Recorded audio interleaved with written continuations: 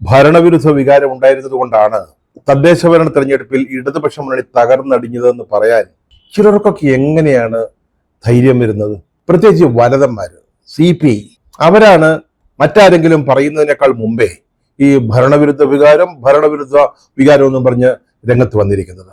ഇത് പിണറായി വിജയൻ നേതൃത്വം നൽകുന്ന സർക്കാരാണ്. ആ സർക്കാരിനെതിരെ ഈ കേരളത്തിൽ ഏതെങ്കിലും ഒരുത്തൻ ചിന്തിക്കുമോ? അതിനെതിരായിട്ട്, അതിന് വിരുദ്ധമായിട്ട് അത് നല്ലതല്ല എന്ന് ആരെങ്കിലും പറയുമോ? ഈ പിണറായി സർക്കാർ എന്ന് പറയുന്നത് ശരികളുടെ ഒരു ആകത്തുകയാണ്. ഇപ്പോഴീ തദ്ദേശ ഭരണ തെരഞ്ഞെടുപ്പിൽ തോറ്റു തകർന്നുപോയി, അതൊരു സത്യമാ എന്നും പറഞ്ഞിട്ട് ഈ ഗവൺമെന്റിനെതിരായിട്ട് ഈ കേരളത്തിൽ ഒരു വികാരമുണ്ടെന്ന് ആരെങ്കിലും പറയാൻ പറ്റുമോ? അങ്ങനെ പറയുന്നത് ശരിയാണോ? അതും ഭരണത്തിന്റെ പങ്ക് പറ്റിയിട്ട് അങ്ങനെയൊക്കെ അഭിപ്രായം പറയുന്നത് ന്യായമായ ഒരു കാര്യമാണോ?